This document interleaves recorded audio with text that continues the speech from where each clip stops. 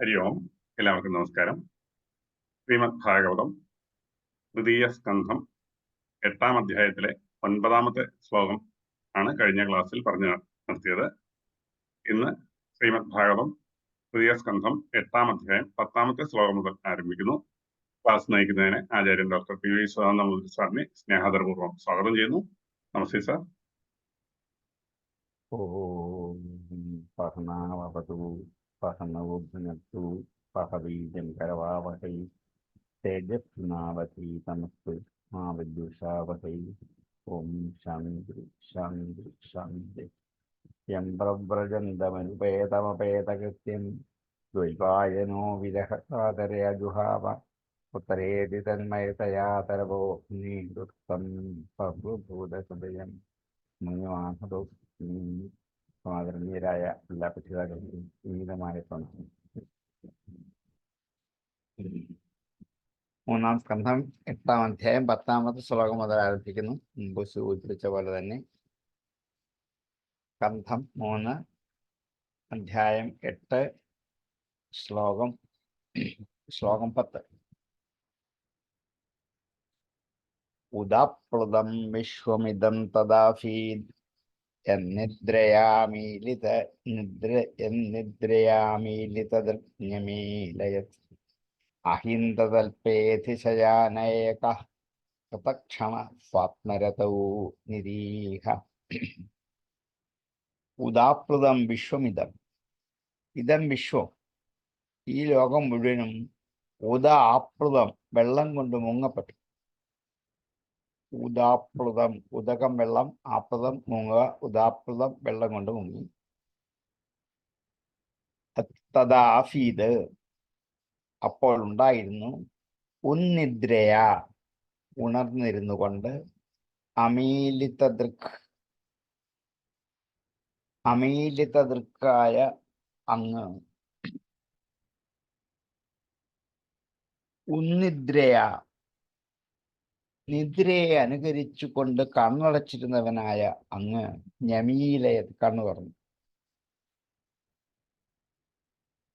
ഉന്നിദ്രയ ഉറക്കം കൊണ്ട്, അമീലിതദൃക് കണ്ണടച്ചിരുന്നവനായ അങ്ങ് ഞമീലയത് കണ്ണു തുറന്നു. അഹിന്ദതൽപേ അധിശയാന ഏകഃ ഫണീന്ദ്രതൽപ്പത്തിൽ സർപ്പക്കിടക്കയിൽ, അധിശയാന അതിൽ കിടന്നുകൊണ്ട്, ഏകഃ ഒറ്റ ഒരാളായിട്ട്, കൃതക്ഷണ ഒരു ക്ഷണം കൊണ്ട്, സ്വാത്മരതൗ നിരീഹ സ്വാത്മരതിയിൽ തൻ്റെ ഉള്ളിലേക്ക് തന്നെ എപ്പോഴും രമിച്ചുകൊണ്ടിരിക്കുന്നവനായിട്ട്, നിരീഹ ആഗ്രഹമില്ലാത്തവനായിട്ട്.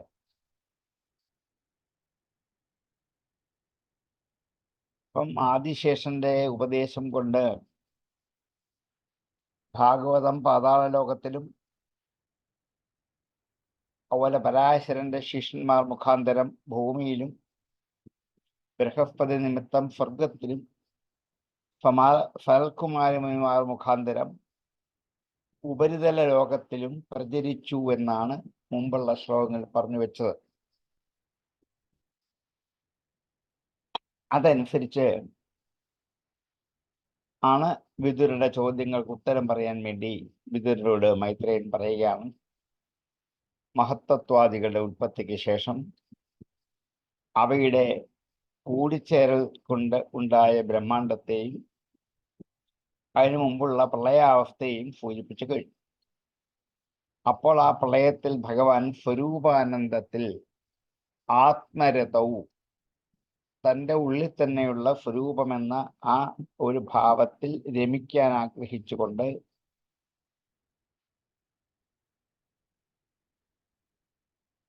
നിരീഹ പ്രത്യേകിച്ചൊരാഗ്രഹവും ഇല്ലാത്തവനായിട്ട്, ഉദാപ്ലുതം വിശ്വമിതം ഈ ലോകം മുഴുവൻ പ്രളയം കൊണ്ട് നിറഞ്ഞിരുന്ന സമയത്ത് ആ ഭഗവാൻ, പരമാത്മസ്വരൂപനായ ഭഗവാൻ തൻ്റെ എല്ലാ ലീലകളെയും അല്പസമയത്തേക്ക് നിർത്തിവെച്ചിട്ട് ഉന്നിദ്രയ ഉറങ്ങിക്കിടന്നിട്ട് സ്വാത്മദൃക് സ്വന്തം ആ കണ്ണിനെ ഒന്ന് തുറന്നിട്ട് ഞമീലയെ ഒന്ന് തുറന്നിട്ട് അപ്പോൾ ഈ ലോകം മുഴുവനും വെള്ളത്തിൽ മുങ്ങിയതായിട്ട് ഭവിച്ചത് കണ്ടു. എവിടെയാണ് ഭഗവാൻ ഇരുന്നത്? ആദിശേഷന്റെ കിടക്കയിൽ ഇരുന്നു കൊണ്ട് തൻ്റെ കണ്ണുകൾ പകുതി തുറന്ന് ഈ പ്രപഞ്ചത്തിലേക്ക് താൻ ഏകനായി ഒറ്റയ്ക്കുള്ളൂ, വേറെ ആരുമില്ല, ആദിശേഷന്റെ കിടക്കയിൽ ശയിച്ചുകൊണ്ട് ഈ ലോകം മുഴുവനും വെള്ളമായി തീർന്ന സമയത്ത് ഭഗവാൻ അല്പം കണ്ണു തുറന്നു എന്നാണ് ഈ ശ്ലോകത്തിൽ പറഞ്ഞത്. ഒരു നൈമിത്തിക പ്രളയത്തിൽ, അതിനെയാണ് നൈമിത്തിക പ്രളയം എന്ന് പറയുന്നത്. ആ പ്രളയത്തിൽ ഭഗവാൻ മാത്രമാണ് അവശേഷിച്ചത്, ബാക്കിയൊന്നുമില്ല. ആ ഭഗവാൻ ഉറക്കത്തിലുമായിരുന്നു. ഉറക്കത്തിനിടയിൽ ഒന്ന് കണ്ണു തുറന്ന് നോക്കിയപ്പോൾ ചുറ്റോടിയിട്ടും വെള്ളം മാത്രമേ ഉള്ളൂ. തഥാ ഉദാപ്ലുതമാഫീത്, അപ്പോൾ എല്ലായിടത്തും വെള്ളം കൊണ്ട് നിറഞ്ഞിരിക്കുന്നതായിട്ട് കണ്ടു. ഉദാപ്ലുതം വിശ്വമിതം തദാഫീത് എന്നിദ്രയാമീലിതദൃജ്ഞമീലയത് അഹിന്ദതൽപേധിശയാനേകൃതക്ഷണ സ്വാത്മരതൗ നിരീഹ. അഹിന്ദ്രതൽപേ അധിശയാനഃ ഏകഃ സ്വാത്മരതൗ കൃതക്ഷണഃ നിരീഹഃ യത് നിദ്രയാ ന്യമീലയത്. ആ അമീലിതദൃക് ആഫീത് തദാ ഇദം വിശ്വം ഉദാപ്ലുതം ആഫീത്. ഉദാപ്ലുതം വിശ്വമിതം തദാഫീത്. ഒന്നിച്ചു വേണേ വായിക്കാം. തദാഫീദ്യന്നിദ്രയാമീലിതദൃക് എന്ന് ഒന്നിച്ച് വായിക്കാം. അത് കിട്ടാത്തവർക്ക് അവിടെ പദം ഛേദം ചെയ്യുന്നത് നല്ലതാണ്. ഉദാപ്ലുതം വിശ്വമിതം തദാഫീത് എന്ന് തകാരത്തിൽ നിർത്താം. പിന്നെ അടുത്തത് എന്നിദ്രയ എന്നേ വരത്തുള്ളൂ. ഈ ദ ആയിട്ട് മുകളിൽ പോയി കഴിഞ്ഞാൽ പിന്നെ യായ വരെയുള്ളൂ. എന്നിദ്രയ അമീലിത, അത് കൂട്ടി ദീർഘം വായിക്കണം. എന്നിദ്രയ അമീലിതദൃജ്ഞമീലയത് അഹിന്ദതൽപേധിശയാനേകൃതക്ഷണ സ്വാത്മരതൗ നിരീഹ. ഉദാപ്ലുതം വിശ്വമിതം തദാഫീദ്യന്നിദ്രയ അമീലിതദൃജ്ഞമീലയത് അഹിന്ദതൽപേധിശയാനേകൃതക്ഷണ സ്വാത്മരതൗ നിരീഹ. സ്വാന്തശരീരർപ്പിതഭൂതസൂക്ഷ്മ കാലാത്മികം ശക്തിമുദീരയാണം ഉവാഫതസ്മിൻ ഫലിലേ പദേ സ്വേ യഥാ അനലോ ദാരുനിരുദ്ധവീര്യം. സഹ അവൻ അന്തഃശരീരേ ശരീരത്തിന്റെ അകത്ത് അൽപിത സൂക്ഷ്മ ഭൂതസൂക്ഷ്മ ഭൂതങ്ങളെ, സമസ്ത ചരാചരങ്ങളായിരിക്കുന്ന ഭൂതങ്ങളെയും തൻ്റെ ഉള്ളിൽ സൂക്ഷ്മ രൂപത്തിൽ അർപ്പിക്കപ്പെട്ടിരിക്കുകയാണ് ഭഗവാൻ. ഉറങ്ങുന്ന സമയത്ത് ഈ പ്രപഞ്ചത്തിലെ സമസ്ത ജീവജാലങ്ങളുടെയും ചരാചരങ്ങളുടെയും സൂക്ഷ്മാംശത്തെ ഏറ്റവും ചെറിയ അണുപ്രായത്തിലാക്കി തൻ്റെ ഉള്ളിൽ ഒതുക്കി നിർത്തിയിട്ടാണ് ഉറങ്ങിയത്. അപ്പൊ ഇവരെല്ലാം തന്നെ ഉള്ള ഉറക്കമാണ്, ഭഗവാൻ ഉറക്കമാണ്. ഇവരെല്ലാം തൻ്റെ ഉള്ളിൽ ഉറങ്ങിക്കിടക്കുകയാണ്. അഗ്നി, ജലം, വായു, ആകാശം, അവയിൽ നിന്നുണ്ടായ ഭൂതജാലങ്ങൾ സകലതുമുണ്ട്, എല്ലാം.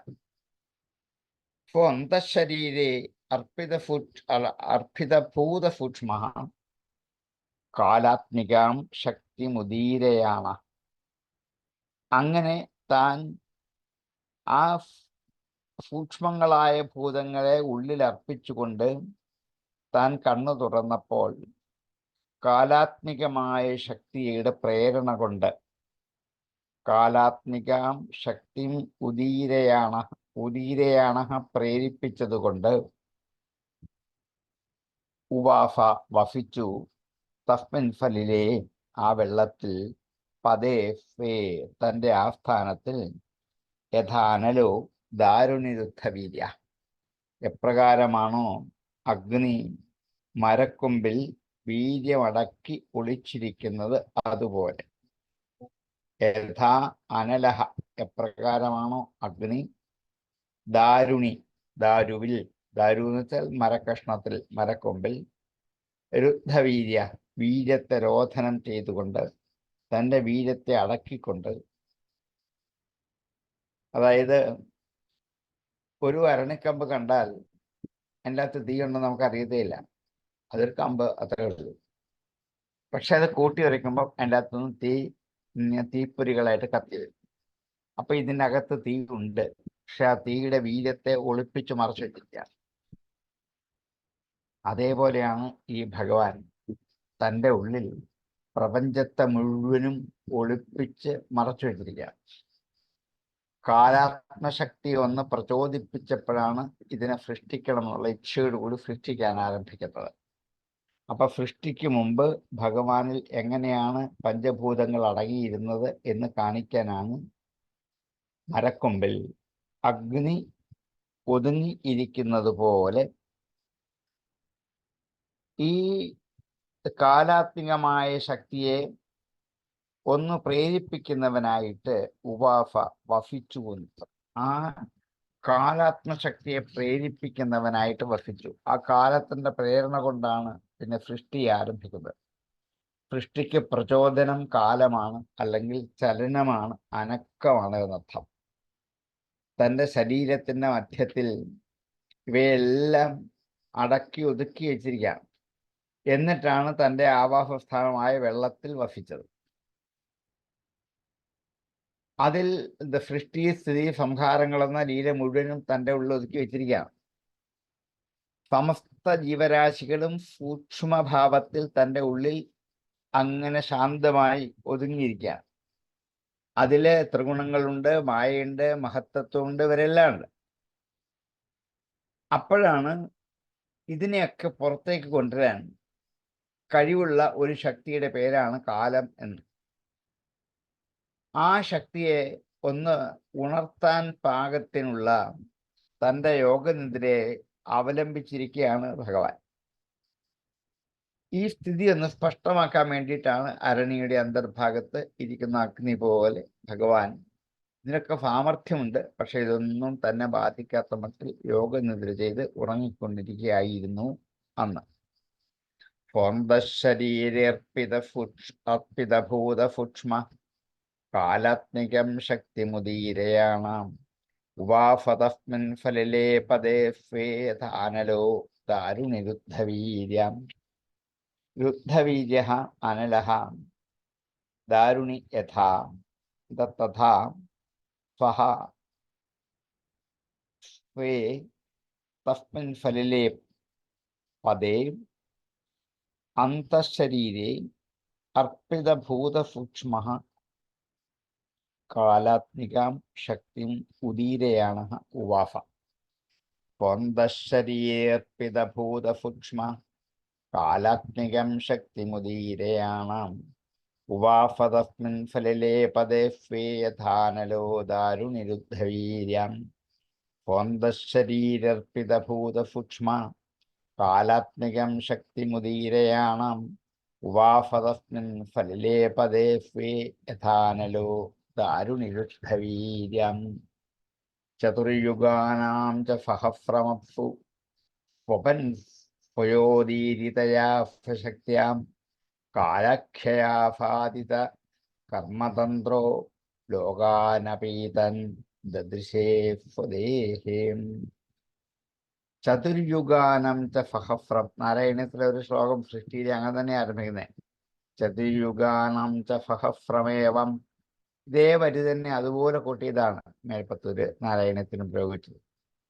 ചതുർയുഗങ്ങളുടെ സഹസ്രം, 1000-ഓളം ചതുർയുഗങ്ങൾ അപ്സു വെള്ളത്തിൽ സ്വപൻ ഉറങ്ങിക്കൊണ്ട് സ്വയാ ഉദീരിതയ സ്വശക്തിയ തന്നാൽ പ്രേരിപ്പിക്കപ്പെട്ട തൻ്റെ ശക്തി കൊണ്ട് സ്വയോദീരിതയ ഫശക്തിയ, സ്വയാ ഉദീരിതയ ഫശക്തിയ, തന്നെത്താൻ ഉദീരണം ചെയ്ത പ്രേരിപ്പിക്കപ്പെട്ട തൻ്റെ ശക്തി കൊണ്ട്.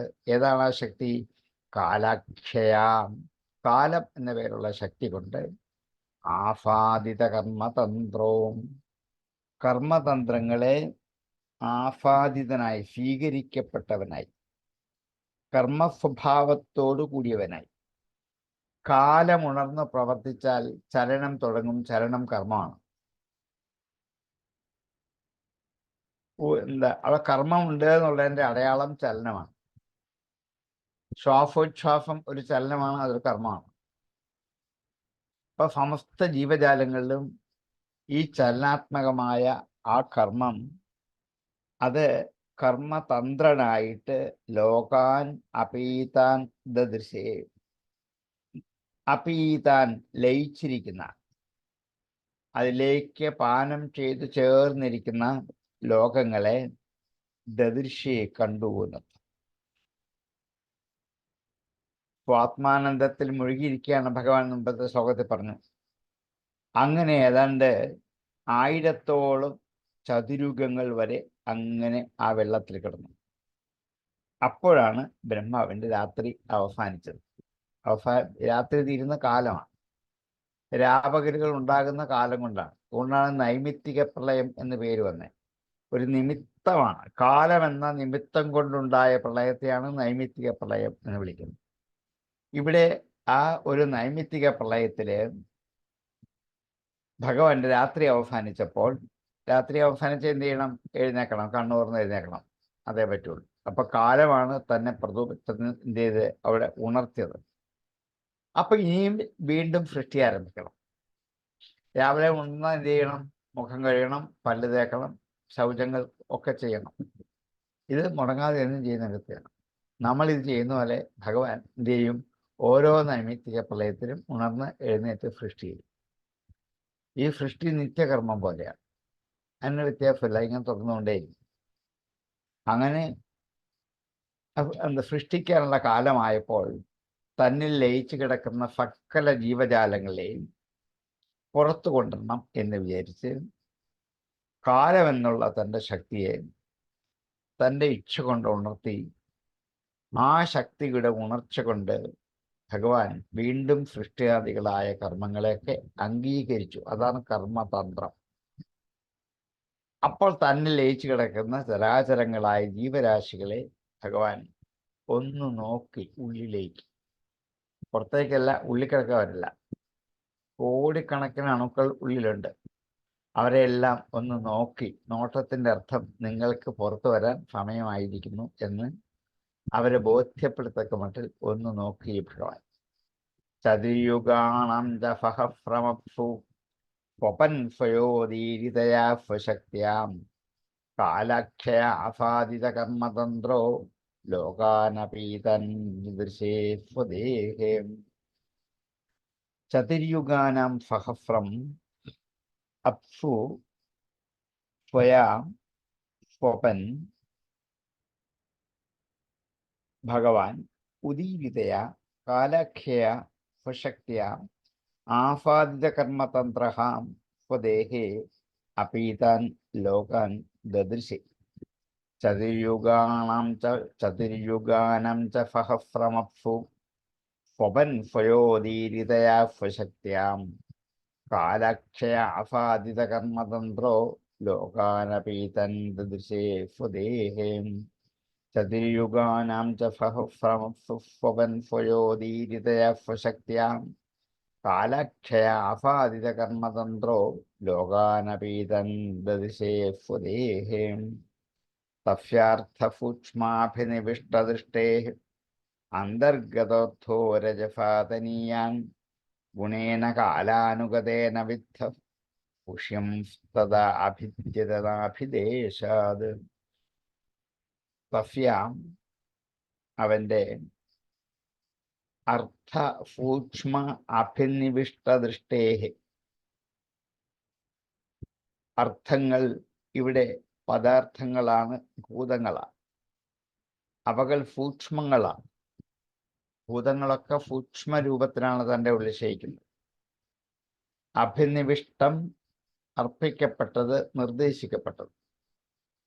അർത്ഥ സൂക്ഷ്മ അഭിനിവിഷ്ട പദാർത്ഥങ്ങളെ സൂക്ഷ്മമായി അഭിനിവേശിക്കപ്പെട്ടത് ദൃഷ്ടേ കണ്ടപ്പോൾ. അന്തർഗതോ അർത്ഥോ തൻ്റെ ഉള്ളിലുള്ള ആശയത്തെ രജഫാത്തനിയാൻ രജോ ഗുണം കൊണ്ട് ഏറ്റവും തനുവായ, തനിയാൻ നേർത്ത തനുവായ, രജഫാ ഗുണേന രജോ ഗുണം കൊണ്ട് കാലാനുഗതേന വിദ്ധ കാലത്തോട് ചേർന്ന് വന്ന, കാല അനുഗതേന കാലത്തോട് ചേർന്ന് വന്നതുകൊണ്ട്, വിദ്ധ കാലമെന്ന് തൻ്റെ ശക്തിയോടുകൂടി ചേർന്നതുകൊണ്ട് അതിനാൽ വേധനം ചെയ്യപ്പെട്ടവനായി, അതിനാൽ പ്രചോദിതനായിട്ട് പൂഷ്യൻ തഥാ അഭിദ്യത, പൂഷ്യം തഥാഭിദ്യത. പൂഷ്യൻ എന്ന് വെച്ചാൽ പുറത്തേക്ക് കൊണ്ടുവരാൻ, പ്രസവിക്കാൻ ആഗ്രഹിച്ചുകൊണ്ട്. പൂഷ്യതി എന്ന് വെച്ചാൽ പ്രസവിക്കാൻ പുറത്തേക്ക് കൊണ്ടുവരാൻ. പൂഷ്യൻ അതിനെ പുറത്തേക്ക് കൊണ്ടുവരാൻ ആഗ്രഹിച്ചുകൊണ്ട്. അഭിദ്യത പിളർന്നു, പൊട്ടിപ്പുറപ്പെട്ടു. നാഭിദേശ തൻ്റെ നാഭിദേശം പൊട്ടിപ്പുളർന്നിട്ട് മുള പൊങ്ങി വരുന്നത് പോലെ ഭഗവാന്റെ ഉള്ളിൽ ലയിച്ചു കിടന്ന ഭൂതസൂക്ഷ്മങ്ങളൊക്കെ നാഭിദ്വാരത്തിൽ കൂടി പുറത്തേക്ക് പ്രകാശിച്ചു, കിളിച്ചു വരാൻ തുടങ്ങിയതിൻ്റെ മുളകൾ പുറത്തേക്ക് വരുന്ന പോലെ. നാഭിയിൽ നിന്നാണ് അത് വരുന്നത്. നീ ലോകസൃഷ്ടിക്ക് ഈ ഭൂതങ്ങൾ ഉണ്ടായേ മതിയാവും. അതുകൊണ്ട് ഭഗവാന്റെ സങ്കല്പശക്തി അനുസരിച്ച് ഉള്ളിൽ ലയിച്ചിടുന്ന സൂക്ഷ്മങ്ങളായ ഈ ഭൂതങ്ങളെല്ലാം കാലശക്തി കൊണ്ട് ഉണർന്നിട്ട് രജോ ഗുണം കൊണ്ടാണ് സൃഷ്ടി അങ്കുരാവസ്ഥ പ്രാപിച്ചത്. സൃഷ്ടിക്ക് കാരണം രജോ ഗുണമാണ്. ഭഗവാന്റെ ഉള്ളിലുണ്ടായിരുന്ന 3 ഗുണത്തെ ഉള്ളൊതുക്കിയിരിക്കുകയാണ്. അതിലെ രജോ ഗുണമാണ് ഇവിടെ സൃഷ്ടിക്ക് കാരണമായി ഭവിച്ചത്. അതുകൊണ്ട് ഭഗവാൻ ഭൂതജാലങ്ങളെ പുറത്തേക്ക് പ്രകടിപ്പിച്ചു. തസ്യാർത്ഥമസൂക്ഷ്മാഭിനിവിഷ്ടദൃഷ്ടേ അന്തർഗതോർത്ഥോ രജഫാതനീയാൻ ഗുണേന കാലാനുഗതേന വിദ്ധ പുരുഷം തദാ അഭിദ്യതനാഭിദേശാത്. അർത്ഥസൂക്ഷ്മാഭിനിവിഷ്ടദൃഷ്ടേ തസ്യ അന്തർഗതഃ തതനീയാൻ അർത്ഥഃ കാലാനുഗതേന രജഫാഗുണേന വിദ്ധഃ പൂഷ്യൻ നാഭിദേശാത് അഭിദ്യത. തസ്യാർത്ഥസൂക്ഷ്മാഭിനിവിഷ്ടദൃഷ്ടേ അന്തർഗതോർത്ഥോ രജഫാതനീയാൻ ഗുണേന കാലാനുഗതേന വിദ്ധ പൂഷ്യം തദാ അഭിദ്യതനാഭിദേശാത്.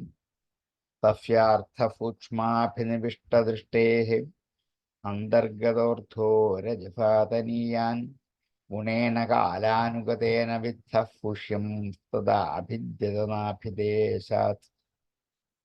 സ്വപത്മകോശ സാഹസോദതിഷ്ഠത് കാലേന കർമ്മ പ്രതിബോധനേന സ്വരോജിഷാ തത്സലിലം വിശാലം വിദ്യോതയൻ അർക്കൈവാത്മയോനി. സ്വപത്മകോശ ആ താമരമുട്ട ഇപ്പൊ പുറത്തേക്ക് നാഭിദേശത്തു നിന്നും പൊട്ടി പുറത്തേക്ക് വന്ന ഒരു താമരമുട്ടാണ്. ആ മുട്ടിന്റെ ആകൃതിയിലാണ്. ഇപ്പൊ പത്മകോശ ആ താമരമുട്ട് സഹസാ ഉദതിഷ്ഠത് പെട്ടെന്ന് പുറത്തേക്ക് ഉദ്ഗമിച്ചു. കാലേന കർമ്മപ്രതിബോധനേന കാലം കൊണ്ട് കർമ്മത്തെ ഉണർത്തിയവനായി തീർന്നിട്ട്, കാലം കൊണ്ട് കർമ്മത്തെ ഉണർത്തിയെങ്കിൽ മാത്രമേ പ്രവർത്തിക്കുള്ളൂ. ഇപ്പൊ പുറത്തേക്ക് വരിക എന്നുള്ളൊരു കർമ്മമാണ്. ആ കർമ്മം കാലത്തിന്റെ പ്രചോദനം കൊണ്ടാണ് ചെയ്തത്. പുറത്തേക്ക് വന്നാൽ പോരാ, ആ ദളങ്ങൾ വിടർന്നു വരുന്നതും കാലം കൊണ്ടാണ്. ഇതൊക്കെ കാലത്തിന്റെ കളി കൊണ്ടാണ് ഉണ്ടാകുന്നത്. കാലേന കർമ്മപ്രതിബോധനേന സ്വരോചിഷ, തൻ്റെ പ്രകാശം കൊണ്ട് തത് ഫലിലം വിശാലം, ആ വിശാലമായ വെള്ളം മുഴുവനും വിദ്യോദയൻ പ്രശോഭിപ്പിക്കുമാറ് അർക്കൈവ ആത്മയോനി, ഒരു സൂര്യനെ പോലെ ആത്മയോനിയായി ആത്മാവിൽ നിന്ന് ഉത്ഭവിച്ചതായ ആ താമര ആ വെള്ളത്തിൽ നിന്നും മുകളിലേക്ക് പൊങ്ങി പ്രകാശിച്ചുകൊണ്ടേ. താമരമൊട്ടിന്റെ അഗ്രം കണ്ടു, മൊട്ട് മുഴുവൻ പുറത്തേക്ക് വന്നു, അത് വിടർന്നു കഴിഞ്ഞപ്പോൾ അതിൻ്റെ അകത്ത് എന്തൊരു തേജസ്സാണ്, എന്തൊരു തെളിച്ചമാണ്, വിളക്ക് പോലെ ദോഷം. അപ്പൊ ഭഗവാന്റെ അന്തർഭാഗത്തു നിന്നാണ് നാഭിയെ കൂടി ഈ താമര പുറത്തേക്ക് വന്നത്. അത് സമസ്ത ഭൂതങ്ങളുടെയും സൂക്ഷ്മമായ ഒരു ശക്തി അതിലുണ്ട്. അതുകൊണ്ടാണ് ദിവ്യപത്മം എന്നതിനെ വിളിക്കാൻ കാരണം, വെറും താമരയല്ല. അതുകൊണ്ടാണ് അതിൻ്റെ കാന്തി, അതിൻ്റെ ശോഭ സൂര്യനെ പോലെ പുറത്ത് മുഴുവനും വെട്ടിത്തിളങ്ങി ശോഭിക്കും. ഇത് ജീവരാശികളുടെ അദൃഷ്ടമായ ആ കർമ്മത്തിന് ഫലോന്മുഖമായിരിക്കുന്ന കാലശക്തിയുടെ പ്രേരണ കൊണ്ടാണ് താമരമൊട്ട് ജലത്തിന് മീതെ പൊങ്ങി വന്നത്. വെള്ളത്തിനടിയിലാണ് ഭഗവാൻ കിടക്കുന്നത്. ഭഗവാന്റെ നാഭിയും വെള്ളത്തിനടിയിൽ തന്നെയാണ്. അതിൽ നിന്നുമാണ് താമര പൊട്ടി വിടർന്നിട്ട് അത് വെള്ളത്തെ ഭേദിച്ച് മുകളിലേക്ക് വന്നപ്പോൾ ഭയങ്കര ഇരുട്ടാണെങ്കിലും അത് മുഴുവനും താമര മൊട്ട് വിടർന്നതിൻ്റെ പ്രകാശം കൊണ്ട് ആ പ്രദേശം മുഴുവനും നല്ല ശോഭയോടുകൂടി ആ താമര വിടർന്നു. സ്വപത്മകോശഫോദതിഷ്ഠ കാലേന കർമ്മ പ്രതിബോധനേന സ്വരോജിഷാ തത്ഫലിലം വിശാലം വിദ്യോതയെന്നർക്കൈവാത്മയോനി. ആത്മയോനി സഹ പത്മകോശ അർക്കൈവ സ്വരോജിഷ വിശാലം തത്ഫലിലം വിദ്യോതയൻ കർമ്മപ്രതിബോധനേന കാലേന സഹസ ഉദതിഷ്ഠത്. സ്വപത്മകോശഫോദതിഷ്ഠത് കാലേന കർമ്മപ്രതിബോധനേന സ്വരോജിഷാ തത്ഫലിലം വിശാലം വിദ്യോതയെന്നർക്കൈവാത്മയോനി. സ്വപത്മകോശഫോദതിഷ്ഠത് കാലേന കർമ്മപ്രതിബോധനേന സ്വരോജിഷാ തത്ഫലിലം വിശാലം വിദ്യോതയെന്നർക്കൈവാത്മയോനി. തല്ലോകപത്മം ഫ ഉ ഏവ വിഷ്ണു പ്രാവീവിശത് സർവഗുണാവഭാസം തസ്മിൻ സ്വയം വേദമയോ വിധാത സ്വയംഭുവം യം സ്മ വദന്തി സോഭൂത്. തത് ലോകപത്മം, ലോകത്തെ മുഴുവൻ പ്രകാശിപ്പിക്കുന്ന ആ താമര. അത് തീർച്ചയായിട്ടും വിഷ്ണു ഏവ, തീർച്ചയായിട്ടും വിഷ്ണുവിൻ്റെ സ്വരൂപം തന്നെയാണ്, വിഷ്ണു തന്നെയാണ്.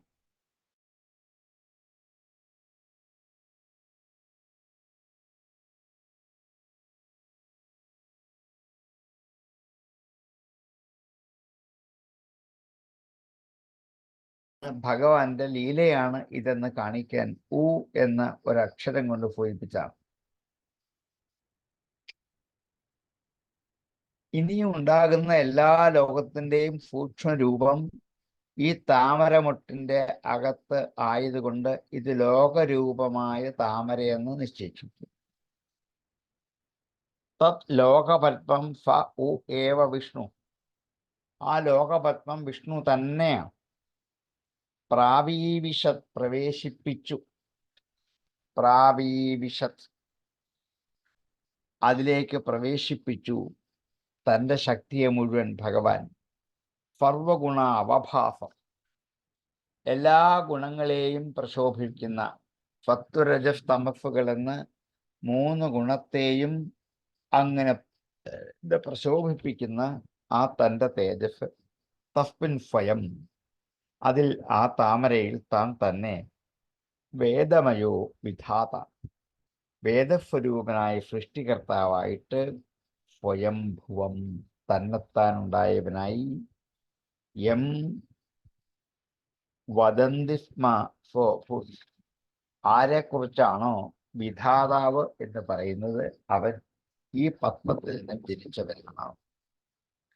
അപ്പം ഭഗവാന്റെ ആ വിഷ്ണു തൻ്റെ അംശം കൊണ്ട് താമരയിൽ പ്രവേശിച്ചു. അതുകൊണ്ടാണ് ആ താമരയ്ക്ക് ഇത്രത്തോളം പ്രകാശവും ഒരു വിടരലും ഉണ്ടാവാൻ കാരണം. അത്രത്തോളം ആ പ്രകാശത്തിൻ്റെ ശോഭ കൊണ്ട് തൻ്റെ സ്വരൂപത്തെ ധരിച്ച് ശോഭിക്കുന്നത് കൊണ്ട് അതിൽ നിന്നുമാണ് തൻ്റെ സൃഷ്ടിയുടെ ശക്തിയെ ബ്രഹ്മാവായി പുറത്തേക്ക് ജനിപ്പിച്ചത്. സ്വയംഭൂ എന്ന് ബ്രഹ്മാവിന് പേരുമുണ്ട്. തന്നെത്താനുണ്ടായതാണ്. ഭഗവാന്റെ സൃഷ്ടിന്മുഖമായ ചൈതന്യമാണ് ഇവിടെ ബ്രഹ്മാവായിട്ട് ഭവിച്ചത് എന്ന് ഈ താമരയുടെ കൽപ്പന കൊണ്ട് നമുക്ക് മനസ്സിലാക്കാൻ പറ്റും. തല്ലോകപത്മം ഏവ വിഷ്ണു പ്രാവീവിശത് സർവഗുണ അവഭാസം തസ്മിൻ സ്വയം വേദമയോ വിധാത സ്വയംഭുവം യം സ്മ വദന്തി സോഭൂത്. സർവഗുണ അവഭാസം തത് ലോകപത്മം വിഷ്ണു ഏവ പ്രാവീവിശത് തസ്മിൻ സ്വയം വേദമയഃ സഹ വിധാത അഭൂത് യം സ്വയംഭുവം വദന്തി. തല്ലോകപത്മം ഏവ വിഷ്ണു പ്രാവീവിശത് സർവഗുണാവഭാസം തസ്മിൻ സ്വയം വേദമയോ വിധാത സ്വയംഭുവം യം സ്മ വദന്തി സോഭൂത്. തല്ലോകപത്മം ഏവ വിഷ്ണു പ്രാവീവിശത് സർവഗുണാവഭാസം തസ്മിൻ സ്വയം വേദമയോ വിധാത സ്വയംഭുവം യം സ്മ വദന്തി സോഭൂത്. തസ്യം സചാംഭോരുഹകർണികായാം അവസ്ഥിതോ ലോകമപശ്യമാനാം പരിക്രമൻ വ്യോമ്നി നിവൃത്തനേത്രശ്ചത്വാരി ലേഭേനുദിശം മുഖാനി. തസ്യാം അതിൽ ആ താമരയിൽ സച അവൻ അംഭോരുഹകർണികായാം, അംഭോരുഹം താമര, ആ താമരയുടെ കർണികയിൽ താമരദളത്തിൻ്റെ ഉള്ളിൽ അംഭോരുഹകർണികായാം അവസ്ഥിത സ്ഥിതി ചെയ്യുന്നവനായിട്ട് ലോകം അപശ്യമാനഃ ലോകത്തെ കാണാത്തവനായിട്ട്, അപശ്യമാനഃ കാണാത്തവനായിട്ട്, പരിക്രമൻ വ്യോമ്നി വിവൃത്തനേത്ര കണ്ണു തുറന്ന് ആകാശത്തിലേക്ക് കണ്ണ് പരിക്രമണം ചെയ്യിച്ചു, കണ്ണുകൊണ്ടൊന്ന് ചുറ്റി. താൻ എവിടെയാണ്?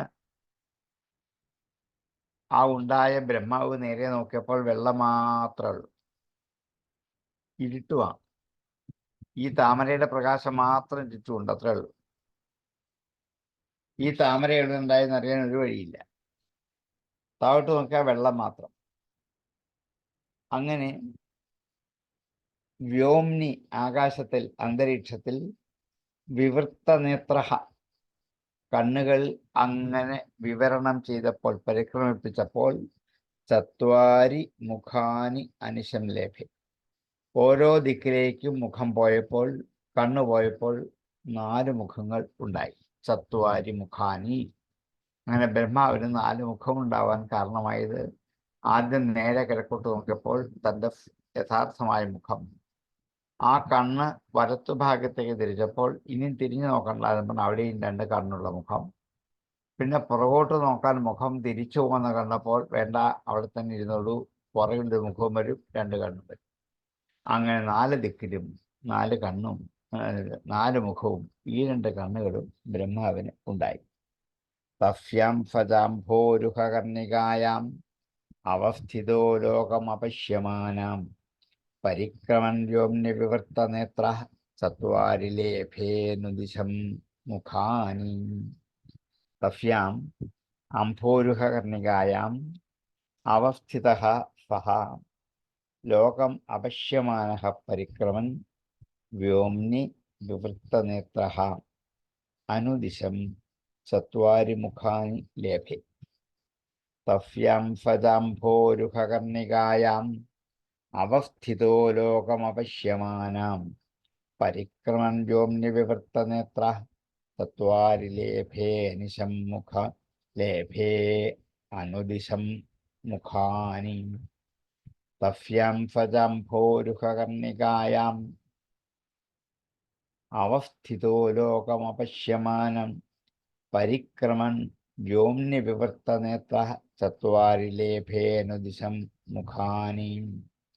തസ്മാദ്യുഗാന്തശ്വസന അപകൂർണജലോർമിചക്രാത് ഫലിലാത് വിരൂഢം ഉപാശ്രിത കഞ്ചം ഉലോകതത്വം ആത്മാനമദ്ധാവിദാതിദേവം. തസ്മാത് യുഗാന്തശ്വസനാവകൂർണ ജലോർമിചക്രാത്. തസ്മാത് അതിൽ നിന്നും. ഏതാണ്? യുഗാന്തത്തിലുണ്ടായ, യുഗാന്തത്തിലെ ശ്വസനൻ കാറ്റ് വായു. യുഗാന്തശ്വസന അവഘൂർണ ഇളകിമറിയുന്ന, ഓളം വെട്ടുന്ന ഊർമിചക്ര തിരമാലക്കൂട്ടം. ഊർമി തിരമാല ചക്രം കൂട്ടം. ജലോർമിചക്രാത് തിരമാലക്കൂട്ടത്തിൽ നിന്നും യുഗാന്തകാലത്തിലെ കാറ്റുകൊണ്ട് ഇളകിയാടുന്ന ആ സമുദ്രത്തിൻ്റെ തിരമാലക്കൂട്ടത്താൽ നിന്നും ഫലിലാത് വിരൂഢം ആ വെള്ളത്തിൽ നിന്നും പുറത്തേക്ക് വളർന്നു വന്ന ആശ്രിത തനിക്ക് ആശ്രയമായിരിക്കുന്ന കഞ്ചം താമര ലോകതത്വം. കഞ്ചം ലോകതത്വം, കഞ്ചമു ലോകതത്വം. എന്നൊരു വാക്കില്ല, കഞ്ചം എന്ന് പദം തിരിയുമാണ്. വായിക്കുമ്പോൾ ഒന്നിച്ച് വായിക്കാം, കഞ്ചമു ലോകതത്വം എന്ന് വായിക്കാം. പക്ഷെ അർത്ഥം അറിയുമ്പോൾ കഞ്ചം ലോകതത്വം എന്ന് മതി. ലോകത്തിൻ്റെ തത്വമായിരിക്കുന്ന ആ കഞ്ചത്തെ, ആ താമരയെ ആശ്രയിച്ചിരിക്കുന്നവനായ ആ ഭഗവാൻ, ആ ബ്രഹ്മാവ് ന ആത്മാനം അത്ഥ അവിദത് ആദിദേവ. നാത്മാനമർത്ഥാവിദാദിദേവ. ആദിദേവനായ ആ ദേവൻ, ആദ്യമുണ്ടായവനായ ദേവൻ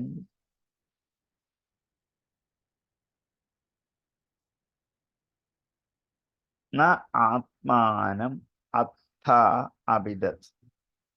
ആത്മാനം തന്നെ അത്ഥ വേണ്ടതുപോലെ ന അവിദത് അറിഞ്ഞില്ല.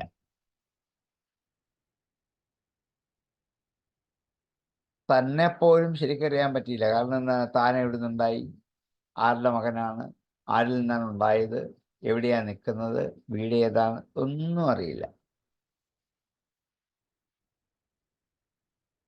ബ്രഹ്മാവ് ആകപ്പാടെ മോഹിച്ചുപോയി, എവിടെയായിരിക്കുന്ന അറിയാതെ.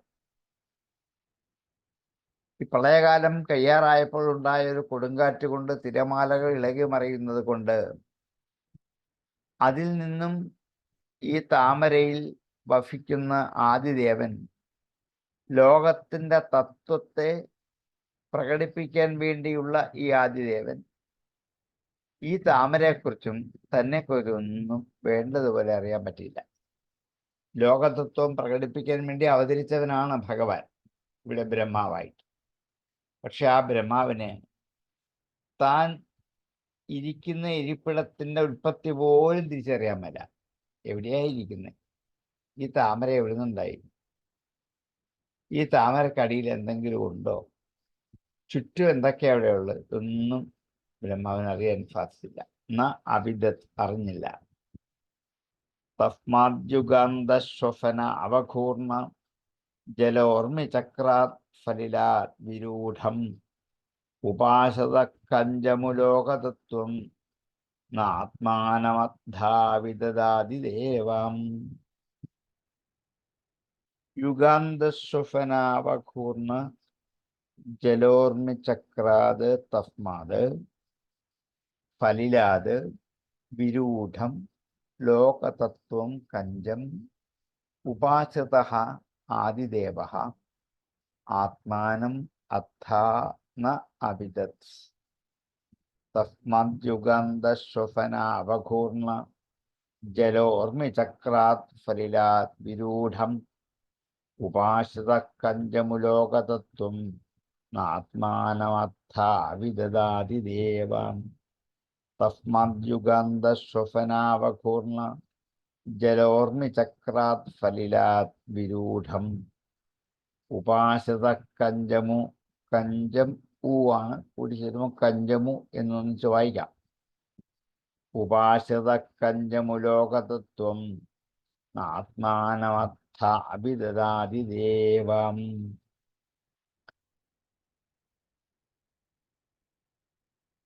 ക്ഷയേഷാം യോസാവഹമബ്ജപൃഷ്ഠം ഏതത് കുതോ വാബ്ജമനന്യദപ്സു അസ്തി ഹ്യഥസ്ഥാദിഹ കിഞ്ച നൈതദ് അധിഷ്ഠിതം യത്ര സദാ അനുഭവ്യം. കഃ ഏഷാം യഹാം അസൗ അഹം അബ്ജപൃഷ്ഠഃ. അബ്ജപൃഷ്ഠഃ താമരയിൽ ഇരിക്കുന്നവനായ യാതൊരുവനാണോ? യോ അസൗ അഹം ഈ ഞാൻ. കഃ ആരാണ്? ഈ താമരയെ ആശ്രയിച്ചിരിക്കുന്ന ഞാൻ ആരാണ്? ഞാൻ ആരാണെന്ന് അറിയുന്നത് ഇന്നടത്തെ ഇന്നാരുടെ മകൻ മകൾ എന്നൊക്കെ പറഞ്ഞ് ഇന്ന ആസ്ഥാനം, ഇതൊക്കെയാണ് നമ്മുടെ ഐഡന്റിറ്റി. ഞാൻ ആരാണെന്ന് അറിയിക്കുന്നത്. ഇതൊന്നും ബ്രഹ്മാവിന് പറയാനില്ല. കായേഷാണ് ഇവൻ ആരാണ്? യോ അസൗ അഹം അബ്ജപൃഷ്ഠ. യോസാവഹമബ്ജപൃഷ്ഠ ഒന്നിച്ച് വായിക്കുമ്പോൾ അങ്ങനെ വരും. യോസാവഹമബ്ജപൃഷ്ഠ യോ അസൗ അഹം അബ്ജപൃഷ്ഠ. ഏതത് കുതഃ വാ അബ്ജൻ അനന്യത് അപ്സു. ഏതത് അബ്ജം ഈ താമര. കുതഃ എവിടെ നിന്നുണ്ടായി? അനന്യത് അപ്സു വെള്ളത്തിൽ മറ്റ് യാതൊന്നും കാണാനില്ല. അന്യത് മറ്റൊന്നുമില്ല. അനന്യത് ഏകമായ ഒരു താമര മാത്രം. ഇതെവിടെ നിന്ന് മുളച്ചുണ്ടായി വന്നു? താമര ഉണ്ടാകുന്ന വെള്ളത്തിലാണ്. വെള്ളം മാത്രം പോരാ, വെള്ളത്തിനടിയിൽ ചെളി വേണം. ആ ചെളിക്കിടയിൽ ആ താമരയുടെ വിത്ത് വേണം. ഇന്നലെ താമര വരികയുള്ളൂ. വെറും വെള്ളത്തിൽ താമര ഉണ്ടാവില്ല. ഈ വിത്ത് എവിടെയാണ്? പായൽ എവിടെയാണ്? എവിടെ നിന്നാണ് ഈ താമര ഉണ്ടായി വന്നത്? അതിൻ്റെ അകത്തിരിക്കുന്ന ഞാൻ ആരാണ്? എന്നിങ്ങനെ കുറേ സംശയാസ്പദമായ ചോദ്യങ്ങൾ ബ്രഹ്മാവിന് ആ സമയത്ത് ഉണ്ടായി. കയേഷയോസാവഹമബ്ജപൃഷ്ഠം ഏതത് കുതോ വാബ്ജമനന്യദപ്സു അസ്തി ഹ്യഥാ. അസ്തി ഉണ്ട്, ഹി തീർച്ചയായിട്ടും. അധസ്ഥാദിഹ അടിയിലായിട്ട്. അധസ്ഥാത് അടിയിൽ, ഇഹ ഇവിടെ, കിംച ന ഏതത് അധിഷ്ഠിതം. ഇതിന് എന്തെങ്കിലും ഒരു അധിഷ്ഠാനം അടിയിൽ ഉണ്ടായിരിക്കണം, അല്ലാതെ ഈ താമര ഉണ്ടാവില്ല, ഉറപ്പാണ്. എത്ര സ്വതാ അനുഭാവ്യം, അവിടെ ഇരിക്കുന്നതായിട്ട് ഊഹിക്കണമെങ്കിൽ. പതാ, പത് എന്ന വാക്കിനർത്ഥം ഇരിക്കുകയാണ്. സദാ ഇരിക്കുന്നതായിട്ട് അനുഭാവ്യം ഊഹിക്കണമെങ്കിൽ, ഈ താമര ഇവിടെ ഇങ്ങനെ ഇരിക്കണം എന്ന് ഊഹിക്കുന്നെങ്കിൽ അതിനൊരു അധിഷ്ഠാനം ഉണ്ടായിരിക്കും. കിഞ്ച ന ഏതത് അധിഷ്ഠിതം എത്ര, ഒരു കിഴങ്ങില്ലാതെ, ഒരു വിത്തില്ലാതെ ഈ താമര ഒരിക്കലും ഇവിടെ ഇരിക്കില്ല. അതുകൊണ്ട് ഇതിന് എന്തെങ്കിലും ഒരു അധിഷ്ഠാനം ഉണ്ടായിരിക്കണം. അതെന്താണ് എന്നിങ്ങനെ ആലോചിച്ചു ബ്രഹ്മാവ്. ഞാൻ എവിടുന്നാണ് ഈ താമരയ്ക്കകത്ത് വന്നു പെട്ടത്? ഞാൻ ആരാണ്? ഞാൻ ഇരിക്കുന്ന ഈ താമര എവിടെ നിന്നുണ്ടായി? താമര ഉണ്ടാകണമെങ്കിൽ അതിനൊരു ബീജം ഉണ്ടാവണം. അതിവിടെ എവിടെയാണ്? അത് കാണാൻ പറ്റുന്നില്ല എന്നൊക്കെ പല പല ഭാവനകൾ ബ്രഹ്മാവിനുണ്ടായി. കയേഷയോഫാവഹം ജപൃഷ്ടാം ഏതത് കുതോ വാബ്ജമനന്യദപ്സു അസ്തിഹ്യഥസ്താദിഹ കിഞ്ചനൈതത് അധിഷ്ഠിതം യത്ര ഫതാ അനുഭവ്യം. അബ്ജപൃഷ്ടേഹ അസൗ ഏഷ അഹം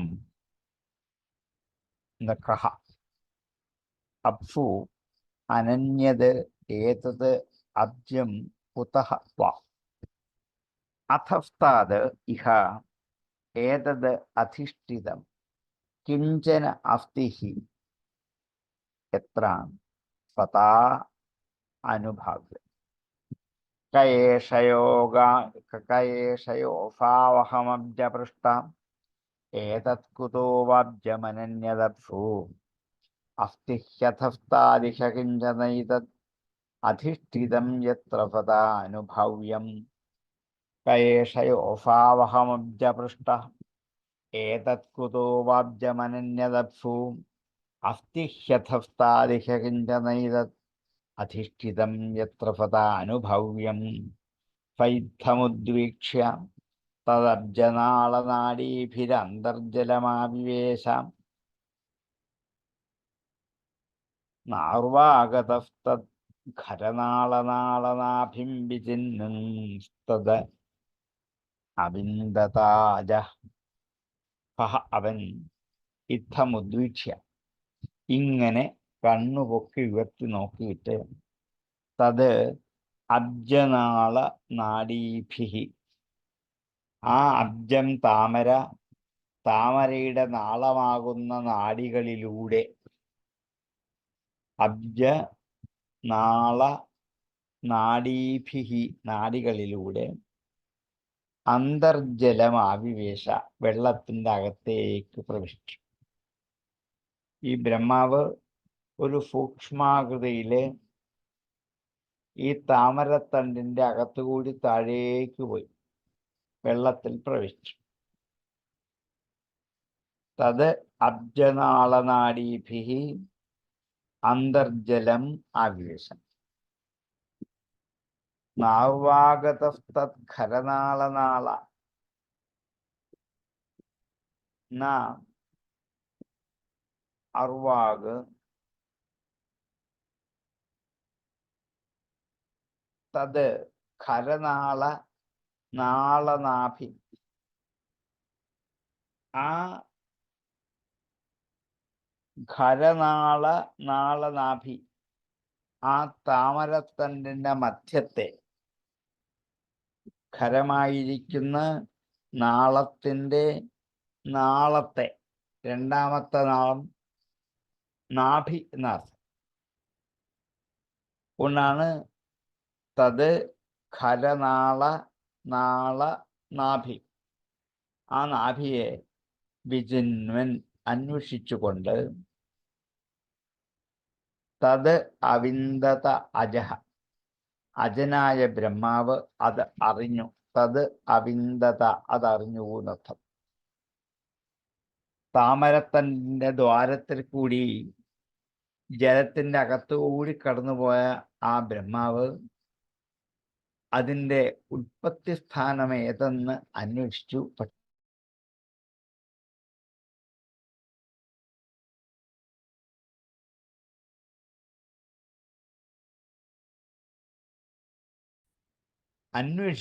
പക്ഷെ കണ്ടെത്താൻ പറ്റി. അങ്ങനെ താമരനാളത്തിൻ്റെ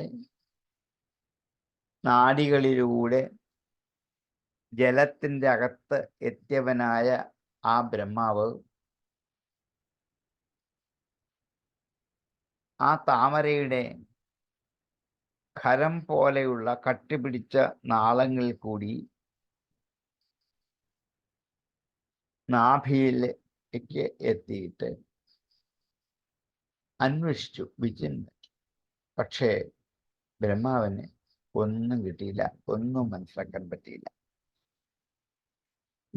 ഹൈത്തമുദ്വീക്ഷ്യ തദബ്ജനാളനാഡീഭിരന്തർജലമാവിവേശാം നാർവാഗതസ്തത്ഖരനാളനാള നാഭിം വിചിന്വം തദവിന്ദതാജാം. സഹ ഇത്തം ഉദ്വീക്ഷ്യ തത് അബ്ജനാളനാഡീഭിഃ അന്തർജലം ആവിവേശ തത്ഖരനാളനാള നാഭിഃ വിജിന്വൻ അജഃ അർവാഗതഃ അപി തതഃ ന അവിന്ദത. അതിൻ്റെ ഉൽപ്പത്തി സ്ഥാനം അന്വേഷിച്ച് അർവാഗതനായി താഴേക്ക് പോകുന്നവനായി. പക്ഷേ അതിന് ഉൽപ്പത്തി സ്ഥാനം കണ്ടെത്താൻ പറ്റിയില്ല. ഫൈത്തമുദ്വീക്ഷ്യ തദബ്ജനാള നാഡീഭിരന്തർജലമാവിവേശാം നാർവാഗതസ്തത്ഖരനാളനാഭി നാർവാഗതസ്തത്ഖരനാളനാള നാഭിം വിചിന്വൻ തദവിന്ദതാജാം. സഹ ഇത്തം ഉദ്വീക്ഷ്യ തത് അബ്ജനാളനാഡീഭിഃ അന്തർജലം ആവിവേശ തത് ഖരനാളനാള നാഭിം വിചിന്വൻ അജഃ അർവാഗതഃ അപി തതഃ ന അവിന്ദത.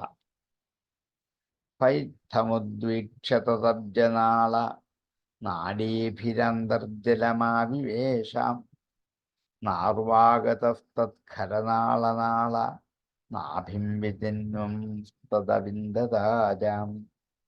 ഫൈത്തമുദ്വീക്ഷ്യ തദബ്ജനാള നാഡീഭിരന്തർജലമാവിവേശാം നാർവാഗതസ്തത്ഖരനാളനാള നാഭിം വിചിന്വം തദവിന്ദതാജാം.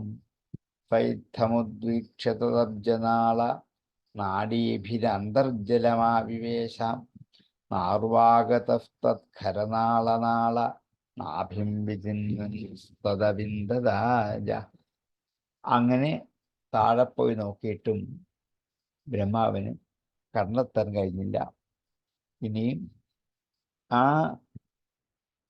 ബ്രഹ്മാവ് ധ്യാനാവസ്ഥയിൽ ധ്യാനിച്ച് കണ്ടെത്തിയ ഭഗവത് സ്വരൂപത്തെ ഒന്ന് വർണ്ണിക്കാൻ ഈ അധ്യായം തീരുന്നിടം വരെ ഭഗവത് സ്വരൂപത്തിൻ്റെ ഒരു വർണ്ണനയാണ്. എന്തായാലും ഇന്ന് തീരില്ല, നമ്മൾ സമയം അതിക്രമിച്ചതുകൊണ്ട് ഇന്നിവിടെ ഉപസംഹരിക്കാം. നമുക്ക് ബാക്കി അടുത്ത ദിവസത്തേക്ക് മാറ്റിവെക്കാം. നാളെ ഉണ്ട്. ഉപസംഹരിച്ചതിന് ശേഷം ആർക്കെങ്കിലും സംശയങ്ങളുണ്ടെങ്കിൽ ചോദിക്കാം. ഓം പൂർണ്ണമദ പൂർണ്ണമിദം പൂർണ്ണാത് പൂർണ്ണമുദച്യത്തെ പൂർണ്ണസ്യ പൂർണ്ണമാദായ പൂർണ്ണമേവാവശിഷ്യത്തെ. ഓം ശാന്തി ശാന്തി ശാന്തി.